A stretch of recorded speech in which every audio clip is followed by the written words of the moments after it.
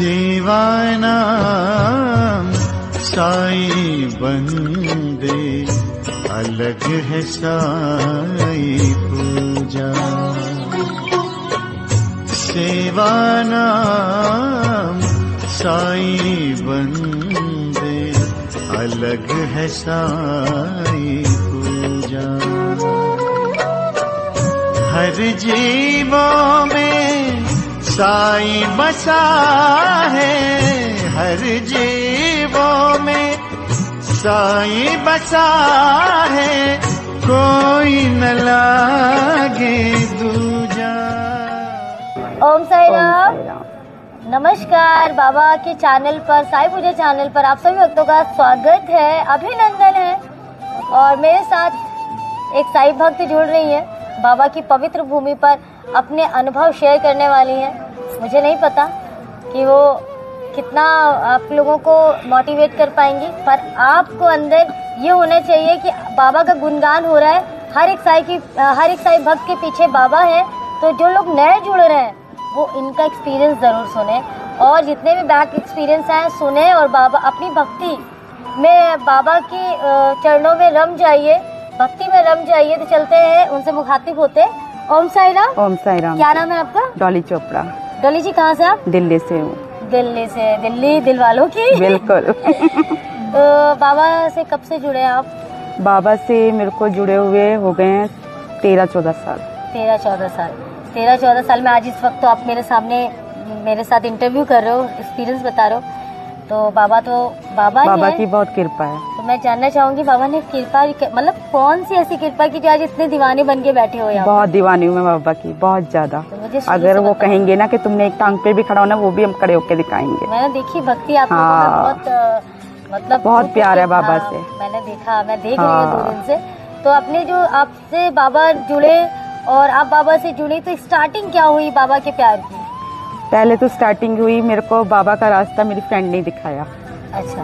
पूजा ने। हाँ। क्या नाम है आपका? पूजा शर्मा। पूजा शर्मा जी, ओके। इन्होंने ही मेरे को जोड़ा था बाबा के साथ। मुझे मंदिर लेकर गई सेक्टर 7 में, हमारा रोहिणी में छोटा जैसे साईं बाबा मंदिर बने हुए हैं, तो ये मुझे लेकर गई वहाँ पर। इन्होंने ही हमने इकट्ठे ही गुरु व्यास पूजा आती है, उस दिन हमने बाबा का नाम लिया कि आज से हमारे गुरु यही है। अच्छा। हमने गुरु धारण किया साईं बाबा को, और तब से अब तक हम अपने गुरु को मानते हैं साईं बाबा का। तो जीवन में बहुत सारे बदलाव भी आते हैं, बहुत आए। तो कुछ ऐसे बताइए जो कि सोचा भी नहीं होगा। अब एक इतनी अच्छी चीज बताती हूँ आपको कि मेरा घर नहीं बन रहा था। अच्छा। 30 साल हो गए थे। 30 साल से मैं किराए पे थी। अच्छा। मतलब कि सोच लो, अभी बना है 1 साल पहले। 26 साल मुझे किराए पे हो गए। मैंने बच्चे इतने से इतने बड़े कर दिए किराए के मकान में। बड़े बच्चे तो नहीं लग रहे। मेरा आज बेटा 26 साल का है, लग नहीं रहा है, और ये मेरी बेटी है। नजर न लगे। Thank you. हाँ, ये मेरी बेटी है और ये हस्बैंड है, वो उधर है। तो ये बताइए कि बहुत अच्छा इंटरव्यू। मेरा घर नहीं बन रहा था, 28 साल हो गए थे। मैं बहुत परेशान थी। हर साल आती थी शिरडी में, बाबा को लेटर लिखती थी कि बाबा मेरा घर बना दो, मेरा घर बना दो, कोई ऐसा जरिया बना। बाबा से बोल रही थी? जब से स्टार्ट हुई, जैसे आना। 14 साल हाँ, शुरू से। अब जाके घर दिया, और घर भी देखो कैसे दिया कि बाबा की कृपा और मेरी माँ की कृपा से मिला मुझे। अच्छा। कि भी हर साल आती थी, चिट्ठी डालती थी कि बोलती थी बाबा घर बना दो।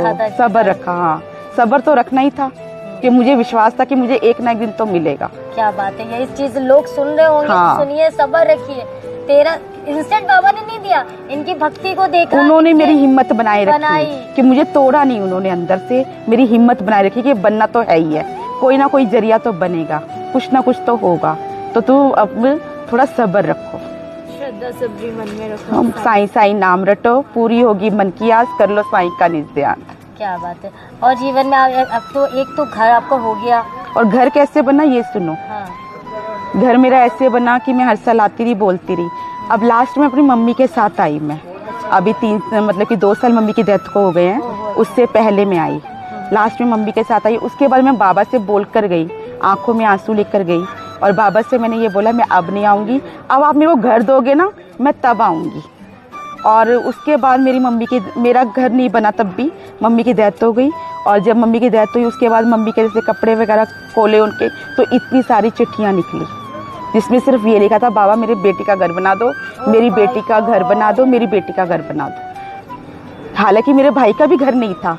मेरे भाई ने एक ही बात कही कि मतलब कि मेरे से ज़्यादा तेरे घर की उनको चिंता थी। इतनी सारी चिट्ठियाँ लिखी, हर चीज़ में बस यही लिखा हुआ था कि बाबा मेरी बेटी का घर बना दो, मैं अपनी बेटी का घर देख लूँ। और उन्होंने देखा भी, वो आए नहीं लेकिन घर बनते हुए देखा उन्होंने कि मैंने ले लिया। उनको इतनी शांति हुई इस चीज़ में। ऐसे मेरा घर बना। और मेरे को जब घर बना मैं इतनी खुश हुई, क्योंकि मैंने तभी कहा था मैं तभी आऊँगी, और उसी साल ही आई। बाबा ने मेरी टिकटें बुक करा दी, उसी साल ही आई मैं। उससे पहले नहीं आई, सिर्फ मम्मी के साथ आई थी मैं। उसके बाद बोल के गई थी मम्मी के साथ मेरा घर बन जाएगा, मैं तब आऊँगी। बाबा ने आपकी मम्मी की लाज रखी, उनकी भक्ति की लाज बिल्कुल रखी, और बिल्कुल। आपकी भी लाज रखी। और हर बाबा सुनते हैं। मैं कह रही छोटी छोटी चीजें भी बताऊंगी ना, उसमें भी मेरे बाबा सुनते हैं। बिल्कुल, I agree। कुछ भी मांग लूं। और तो और आप मुझे कहोगे ना मैं पागल हूँ, ये हूँ, क्यों? मैं एक चीज और बताती हूँ आपको। एक बारी मेरी प्रेस गुम गई। प्रेस? हाँ हाँ, ये भी मैं बताती हूँ आपको। मेरी प्रेस गुम गई, मैं कहाँ रख के भूल गई, मुझे नहीं पता। मैं बाबा का नाम लूँ, बाबा प्लीज मेरी प्रेस ढूंढ दो, मेरे को प्रेस नहीं मिल रही, मुझे प्रेस चाहिए। पता नहीं, बस मैंने बाबा का नाम लिया और प्रेस मेरे सामने ही थी। मैं ये बता रही हूँ, ये चीजें बता रही हूँ कि मतलब कि हर वक्त बाबा का नाम मुंह पे ही है। बात सुनते छोटे से हाँ, बड़े से बड़ी, बिल्कुल। कहने का तात्पर्य है। बिल्कुल, और जीवन के क्योंकि बारे वो में- चीजें भी हमारे उस टाइम तो इम्पोर्टेंट थी, क्योंकि किराए के मकान में रहते थे और हमारे लिए तो ये चीजें बहुत जरूरी थी। बिल्कुल बिल्कुल। बाबा छोटे से छोटे, हाँ, बड़े से बड़े भी सुनते हैं। बिल्कुल। और वक्त आने पे सब कुछ मिलता है। हाँ, सब। इंस्टेंट कुछ नहीं मिलता। बिल्कुल बिल्कुल। और जिनकी किस्मत में इंस्टेंट लिखा हो, उनका भाग्य में बाबा होते, तो बाबा पे है कि बाबा कब सुन रहे हैं, मगर सुनते जरूर। हाँ। कुछ और इंसिडेंट्स ऐसे लाइफ में? और हाँ, एक और बताती हूँ आपको। मेरे हस्बैंड का भी ऐसे ही हुआ था कि उनका स्टंट डला, तो बहुत मैं भी घबराई हुई थी, लेकिन टेंशन नहीं ली। मुझे पता था साईनाथ बैठे हैं। जब इनको अंदर लेके जाते हैं स्टंट डलवाने के लिए, ऑपरेशन सर्जरी होने लगी, तो मैंने कोई बात नहीं बाबा, आप जैसे लेके जा रहे हो बस मुझे वैसे ही देना। भभूति लगाई मैंने और अच्छे से ऑपरेशन वगैरह हो गया। कुछ ऐसा कुछ नहीं हुआ, ना मैं डरी ही नहीं। क्यों डरूं, मेरे साथ साईनाथ है ना, मुझे डरने की जरूरत ही नहीं है। कॉन्फिडेंस हर साईं भक्त में होना बिल्कुल। चाहिए। और है। दीवानी, बिल्कुल। दीवानी, तेरे नाम की दीवानी, तेरे काम की दीवानी। तो ऐसे ही भक्त बनो, छोड़ दो, बस बाबा पे छोड़ दो, वही देखेंगे वो बिल्कुल। कहाँ से रोटी और मैं देगा। सब छोड़ देती हूँ। लोगों को क्या संदेश देना चाहेंगे आप? मैं देना चाहूंगी कि बिल्कुल घबराया मत करो, जो कुछ हो छोड़ दो उन पर। कोई बात नहीं, वो थोड़े में टाल देंगे। अगर कोई बड़ी विपदा आई है, वो थोड़े में टाल देंगे। देखो कर्मों का भुगतान तो देखो करना ही है, लेकिन वो थोड़े में टाल देंगे। लेकिन अपने दिल को मजबूत रखो और पक्का रखो। देखो ना, थोड़ी देर में एकदम से ही मैजिक हो जाएगा आपके साथ। बिल्कुल, I agree। बिल्कुल मैजिक होगा, जरूर होगा। चुटकी में फिर आप चली हैरान हो जाओगे, हाँ, यार हमने तो सब्र ही रखा, फिर हमारे साथ है। फिर बाबा से लड़ते भी हम, क्योंकि प्यार है तो लड़ाई भी है। बिल्कुल, I agree। तो कैसा लगा ये एक्सपीरियंस? इतना प्यारा सा हंसते हंसते हम लोगों ने इंटरव्यू किया, एक्सपीरियंस लिया। जिनके पास भी ऐसे एक्सपीरियंस है 9918073846 पर हमें बताएं। और ज़्यादा से ज़्यादा साईं पूजा चैनल की जो एक्सपीरियंस है, भक्तों के अनुभव लोगों तक पहुंचाएं। अगर आप कुछ नहीं कर रहे हैं तो सिर्फ यही करिए, ताकि किसी के जीवन में अगर आप खुशियां भर देते हो तो आपके कर्म और जुड़ जाएंगे आप में, और आपको इतना आशीर्वाद मिलेगा पूछो मत। बिल्कुल। ओम साईं राम। ओम Sai Ram. Please do like, share and subscribe to our channel, and don't forget to hit the bell icon.